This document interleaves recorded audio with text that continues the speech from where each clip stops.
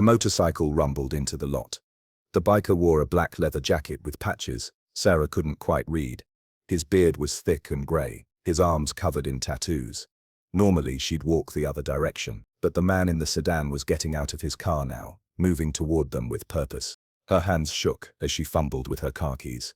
The sedan pulled into a spot, 3 rows behind hers. The driver didn't get out, he just sat there, engine running, staring directly at them through his windshield. Sarah grabbed her daughter's hand tighter as they walked through the grocery store parking lot. The man in the grey sedan had been circling for the past 10 minutes. She'd noticed him inside the store too, pretending to look at cereal while watching her and Emma from 2 aisles over. Before we continue, let us know in the comments where you're watching from, and don't forget to like, share and subscribe to The Goodness Effect. Please, she whispered, her voice cracking. He's following me. That man over there, he's been watching us for 20 minutes. Sarah made a choice that surprised even herself. She walked straight toward the biker as he climbed off his motorcycle. He looked at her, confused, probably wondering why this terrified woman was approaching him. The biker's expression changed instantly. His relaxed posture became alert. He glanced past her shoulder at the man in the grey jacket, who had stopped walking, suddenly uncertain. Emma pressed against her mother's leg. Sarah positioned them both behind the biker's broad frame. He didn't move toward the man. He just stood there, arms crossed, creating a wall between them. "Get behind me," the biker said quietly. His voice was surprisingly calm. "Both of you." The man in the grey jacket hesitated. He looked at the biker, then at Sarah, then back at the biker. Whatever he'd planned to do, this wasn't part of it. The man raised his hands slightly. "Just shopping." "You need something?" the biker called out. His voice carried across the parking lot. "Then shop. Stop following this woman and her kid." Sarah's legs felt weak. "Thank you." I don't know what he wanted, but... The man's jaw tightened. For a moment, Sarah thought he might argue or worse. But something about the biker's stance, his unflinching stare, made the man think twice. He backed, died his sedan, got in, and drove away faster than necessary. "You got a good look at him?" Officer Davidson asked Marcus first, not Sarah. "You did the right thing asking for help," the biker interrupted. "I'm Marcus." He pulled out his phone. "We're calling the police. You're going to report this. I'm going to give them his license plate number." Officer Davidson arrived 15 minutes later. Sarah sat in her car with Emma, doors locked, while Marcus stood nearby. He'd insisted on waiting until the police came. He'd already written down the sedan's license plate number, the description of the man, and the approximate time everything started. Sarah explained everything. The man watching them inside the store, the way he'd followed them outside, how he'd circled the parking lot multiple times before parking, the moment he started walking toward them with that look in his eyes. "Better question is why you're asking me instead of the victim," Marcus said flatly. "Talk to her. I'm just a witness." Davidson's cheeks reddened slightly. He turned to Sarah. "Ma'am, can you walk me through what happened?" "What kind of look?" Davidson asked. "Determined. Like he'd made up his mind about something." Davidson wrote everything down. "This Marcus character, he didn't threaten the guy or anything." "His name is Marcus," Sarah corrected. "And no, he just stood between us." That was enough. Davidson looked annoyed at being told how to do his job, but he nodded. "We'll look into it." Marcus approached after Davidson finished with Sarah. "Check that plate number. Something tells me this isn't his first time." "I will. Thank you again. I didn't know what else to do." After the officer left, Marcus walked back to Sarah's car. Emma had fallen asleep in her booster seat, exhausted from the fear and adrenaline. "You should follow up tomorrow," Marcus said. "Make sure they actually ran that plate." "Yeah, I did. My daughter's not much older than yours. If someone was following her, I'd want a stranger to step up. You trusted your gut. That's everything." He paused. "Look, I know I'm probably the last person you'd normally ask for help. The leather, the tattoos, the bike. People make assumptions. You proved those assumptions wrong," Sarah said. "You didn't have to help us." Sarah called the police station the next morning. Davidson wasn't available, but another officer told her they'd run the plate. The car was registered to a Robert Henley, age 43.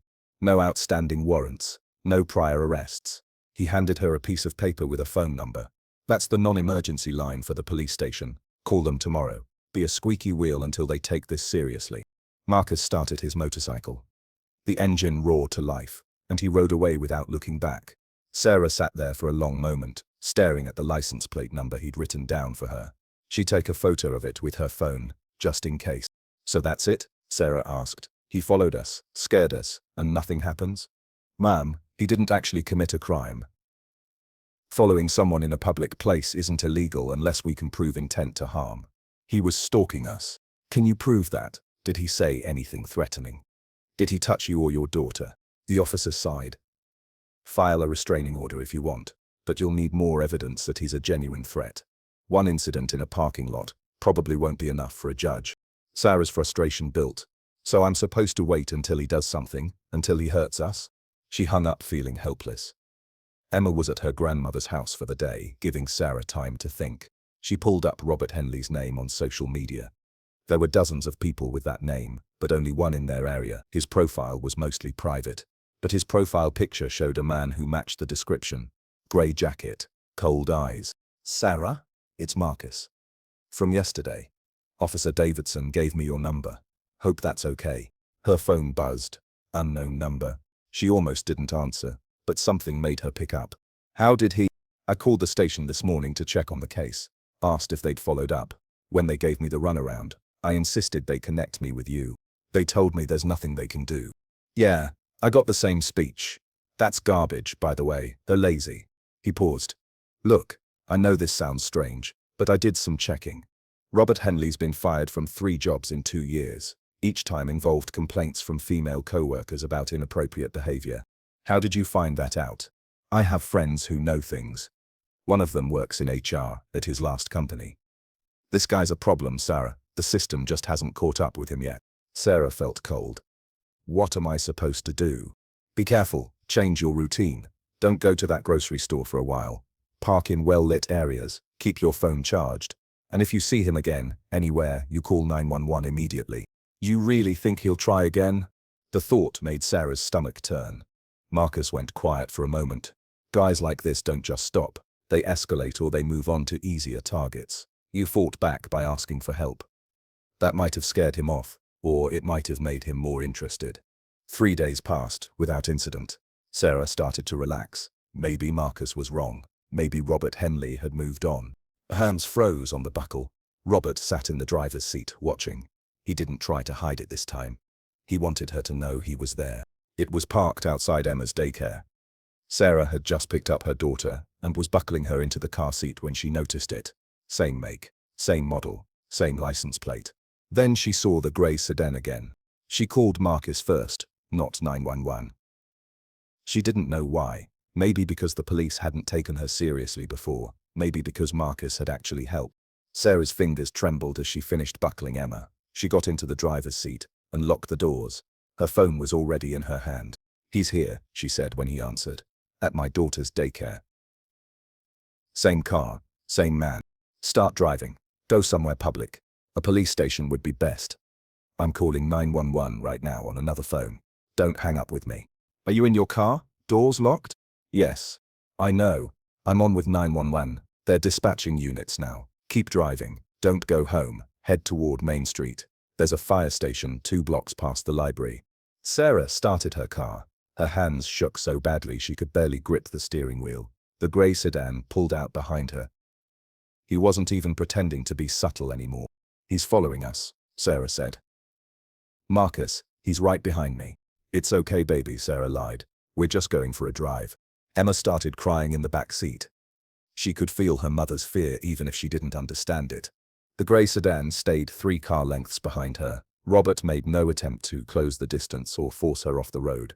He just followed, patient, steady, like he had all the time in the world. Why is he doing this? What does he want? Sarah's eyes flicked to her rearview mirror constantly. Her breath came in short gasps. She ran a yellow light, hoping he'd get stuck at the red. He ran it too. "Almost there," Marcus said in her ear. 2 more blocks. "You're doing great. Doesn't matter. You're not going to let him have it." Sarah pulled into the fire station parking lot. 2 police cruisers were already there, lights flashing. Marcus's motorcycle was there too. He must have been close by and drove straight over. The grey sedan slowed as it passed the fire station. Robert stared at Sarah through his window. Then he accelerated and disappeared down the street. Sarah couldn't move. Her hands were still locked on the steering wheel. A police officer approached her car and tapped on the window.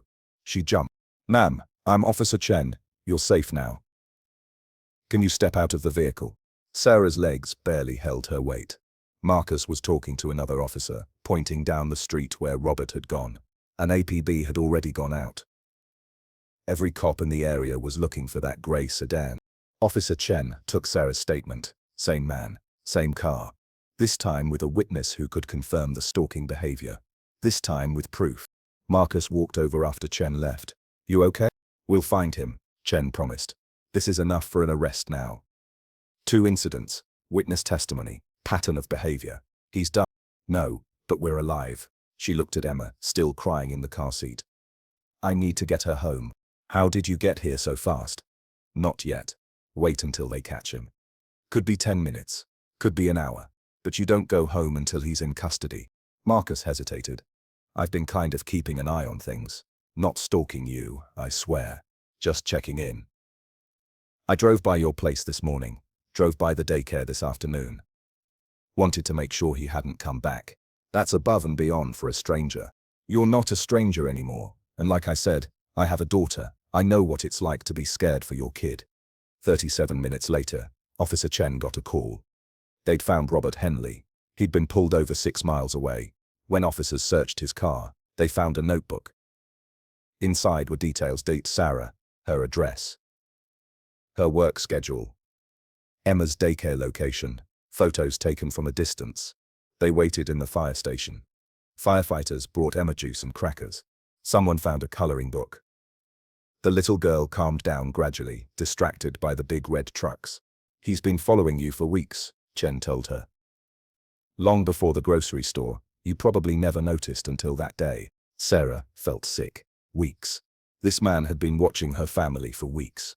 He's under arrest. Stalking, harassment, violating protective order, statutes. He'll be held without bail, given the evidence. You'll need to testify eventually, but for now, he's not getting anywhere near you. What happens now? She asked. The story spread through town faster than Sarah expected. Small town, big news.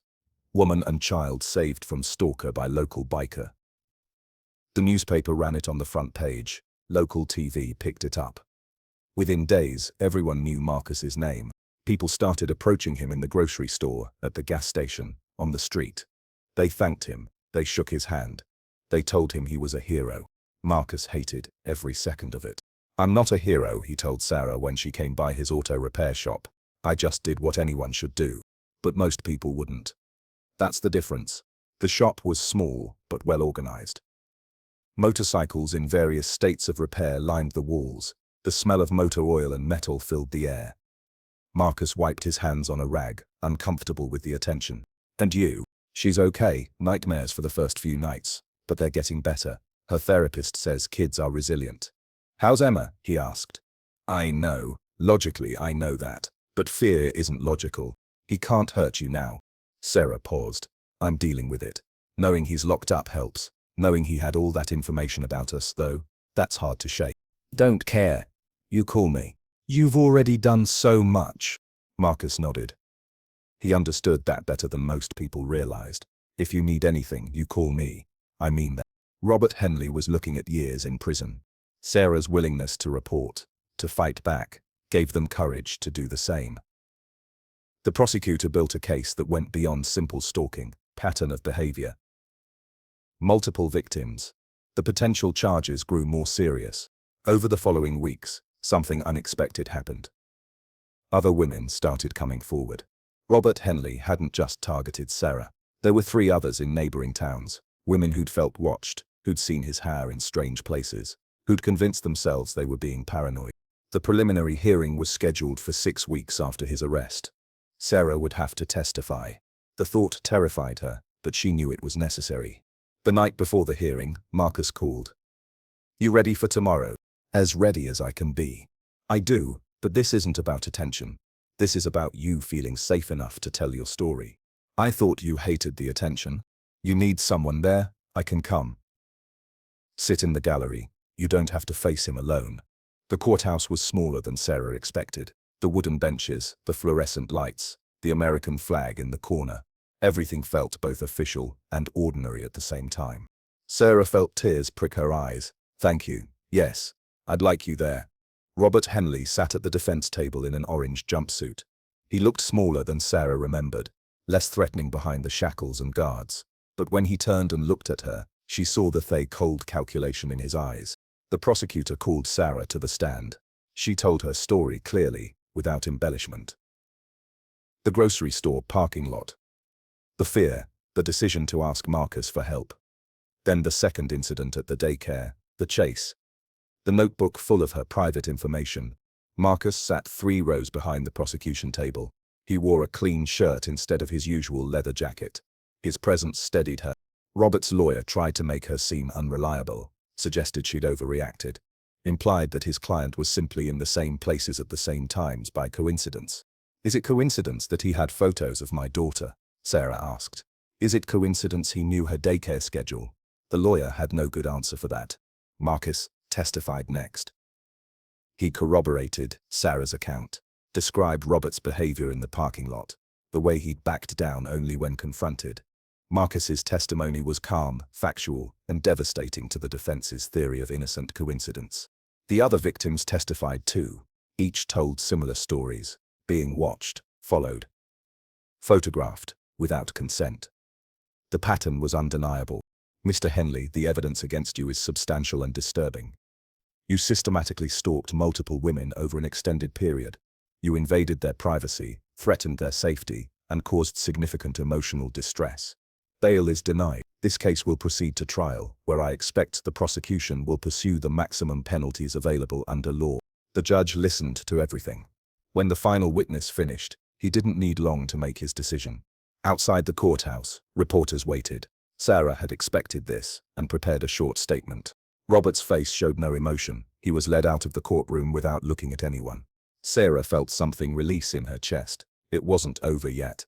The trial would take months. But this was progress. This was justice beginning to work. Marcus stood off to the side, trying to avoid the cameras. But reporters found him anyway. I'm grateful to the justice system for taking this seriously. I'm grateful to the other women who came forward. And I'm especially grateful to Marcus, who helped me when I needed it most. If there's one thing I want people to take from this, it's that asking for help isn't weak. It's brave, and helping someone who asks isn't heroic. It's just being human. How does it feel to be called a hero? One asked. Every time. And I hope everyone watching would do the same. I'm not interested in that label. I'm interested in people looking out for each other. That's all this was. Would you do it again? The whole town had changed their perception of him. The scary biker became the trusted neighbor.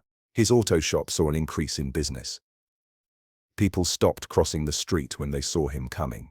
6 months later, Robert Henley was convicted on 12 counts, including stalking, harassment, and invasion of privacy.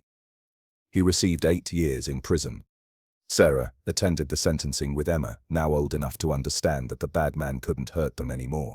Marcus was there too. He'd become part of their lives over those months. A family friend, someone Emma called Uncle Marcus, and ran to hug whenever she saw him. But more importantly, the town itself changed. People paid more attention, looked out for each other. 3 more potential stalking situations were stopped early, because witnesses recognized the warning signs and intervened. Sarah started a support group for stalking victims. Marcus occasionally spoke to community groups about trusting your instincts and helping when someone asks. They never planned to become advocates. They just wanted Sarah and Emma to be safe. But sometimes one moment of courage ripples outward in ways you can't predict. Emma was drawing pictures at the kitchen table one evening when she looked up at Sarah. "Mommy, why was that man so mean? Some people have problems inside them that make them do bad things." But Uncle Marcus stopped him. "I want to help people too." He did, because Uncle Marcus is a good person who helps people. Sarah smiled. "Then you will, baby. When you're older, you'll remember to help someone who needs it. Just like he helped us." The gray sedan was gone.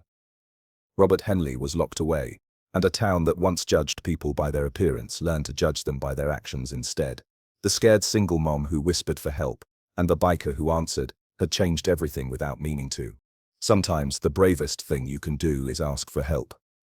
And sometimes the best thing you can be is someone who answers. That evening after the sentencing, Marcus stopped by Sarah's house. Emma was already asleep, worn out from the emotional day. Sarah had made coffee, strong and black, the way she'd learned Marcus preferred it. Don't do that to yourself. You made the right call. Long 6 months. Sarah sat across from him.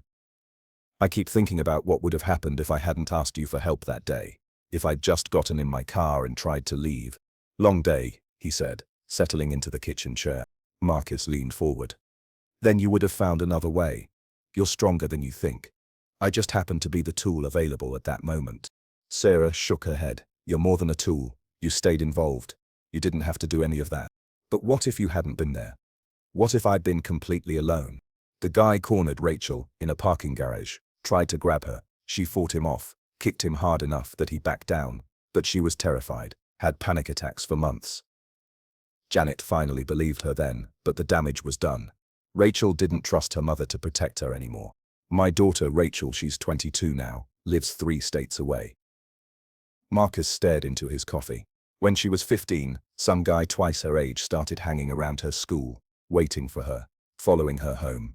She told her mother, my ex-wife, and Janet didn't take it seriously enough. Thought Rachel was exaggerating for attention. What happened? That's why you helped us. Sarah reached across the table and squeezed his hand. Rachel's lucky to have you as a father. I wasn't there for Rachel when she needed me. I was on the road, working long hauls as a trucker. Didn't even know what was happening, until weeks later. I swore I'd never ignore a situation like that again. When you came up to me in that parking lot, I saw Rachel's face. I saw her fear. There was no way I was walking away. People at the support group want you to speak next week, Sarah said finally. They specifically asked for you. They sat in comfortable silence for a while. The coffee grew cold, but neither moved to reheat it. I'm lucky she still talks to me, after I missed so much of her life. I'm trying to be better now. The repair shop keeps me local, lets me be present. What about you? You're the one who had the courage to ask for help. That's what really saved you and Emma. You don't have to give a speech, just tell them what you told me. About Rachel, about why you helped. These people need to hear that there are still good people who will step up. Marcus groaned. I'm not good at that stuff. Marcus considered this. All right, but I'm not wearing a suit. We can both speak. Show them different sides of the same story. Wouldn't expect you to. The following week, 30 people packed into the community center meeting room. Sarah had expected maybe 15. The story had resonated beyond what she'd imagined. Some were stalking victims. Others were family members of victims. A few were just concerned citizens who wanted to learn how to help. Marcus stood awkwardly at the front of the room. He'd worn his cleanest jeans and a button-down shirt, a compromise between his usual look and the formal setting. I'm not a public speaker, he started. I'm a mechanic. I fix motorcycles and cars. But 6 months ago, I was in the right place at the right time, and a woman asked me for help. I'm going to tell you why I said yes. He shared Rachel's story. The room went silent as he described his daughter's fear, his own guilt at not being there, his determination to never let someone feel that helpless again. When Sarah approached me, I looked scary. I know that. The leather, the tattoos, the beard. Parents pull their kids away from me in stores. People lock their car doors when I walk by. I'm used to it, but Sarah saw past that because she was desperate. She took a risk on a stranger. That took more courage than anything I did. A woman in the third row raised her hand. What if she'd picked the wrong person? What if you'd been dangerous? That's a fair question, Marcus acknowledged. Trust your instincts. Sarah's gut told her I was safe. She was right. But I also positioned myself in the open, where security cameras could see us. I didn't try to get her alone or away from witnesses. I stayed visible. If someone's asking you for help, and those instincts start screaming danger, listen to them. Help them call 911 instead. Create distance while still supporting them. Another hand went up. What do we do if we see someone being followed? Intervene if it's safe. Sometimes just being present is enough. The guy following Sarah backed off because he suddenly had a witness. Predators want easy targets. They want isolation. Your presence disrupts that. But don't put yourself at unnecessary risk. Call police. Take photos of license plates. Be a witness even if you can't be a physical shield. Sarah took over then, sharing her perspective. She talked about the guilt she'd felt, wondering if she'd somehow invited the attention. The shame of being afraid. The struggle to report something that hadn't yet become an obvious crime. The system isn't perfect, she said. The first officer I talked to basically told me to wait until something worse happened. That's not acceptable. We need to push for better training, better laws, better protection for people in these situations. But we also need to help each other, because sometimes the system moves too slowly and we're all we've got. A younger woman in the back spoke up, her voice shaking. I think someone's following me. My ex-boyfriend. He shows up places he shouldn't be. Says it's coincidence. But it happens too often. I've been taking notes, dates, times, locations. I just don't know if it's enough. The room shifted. Everyone's attention focused on her. Have you documented it? Sarah asked gently. It's a start. Take photos if you can. Screenshot any threatening messages. Tell people you trust what's happening. Create a paper trail. And get a restraining order filed. Even if a judge doesn't grant it immediately, the attempt creates legal documentation that he's been warned. Marcus added, and change your routine. Don't go to the same places at the same times. Make yourself unpredictable. It's exhausting, I know, but it makes their job harder. The woman nodded, writing everything down. Sarah watched him interact with each person, patient and kind, despite his obvious discomfort with the attention. This was who he really was, not the scary biker people assumed. Just a man who wanted to help. After the meeting, several people approached Marcus privately. One was a father whose teenage daughter had been getting creepy messages online. Another was a woman whose co-worker made her uncomfortable, but she couldn't articulate why. Each conversation was different, but the theme was the same. People wanted to protect themselves and others, but didn't know how. Marcus gave out his phone number more times that night than he had in the previous decade. Call me if you need anything, he told them, even if it's just to talk through whether something's worth reporting. Emma's nightmares had stopped completely by then.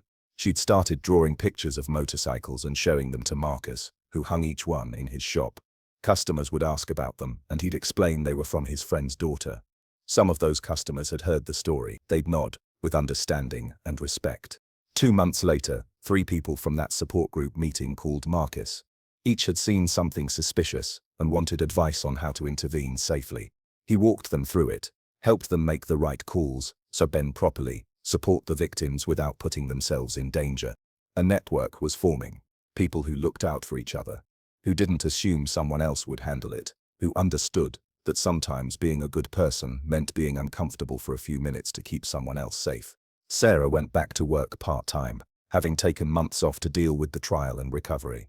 Her co-workers treated her differently now, not with pity, but with a kind of reverence. She'd become the person others came to when they felt unsafe, when they needed advice, when they wanted to know how to be brave. She never asked for that role, but she accepted it, because staying silent felt like betraying every person still suffering in silence. Marcus's repair shop became an unofficial safe zone. He put a sign in the window, if you need help, come inside. No questions asked. 3 times in the following year, people took him up on it. Once it was a woman whose boyfriend was chasing her through the parking lot. Once it was a teenager running from bullies. Once it was an elderly man who'd gotten confused and lost. That's the goal, he told Sarah one afternoon. Work myself out of a job as the town rescuer, because everyone's doing it. Each time, Marcus helped. Called the right people, provided shelter, stayed calm. The town that had once crossed the street to avoid him now considered him a guardian. But Marcus didn't want statues or ceremonies. He wanted people to stop needing his help because everyone was looking out for each other.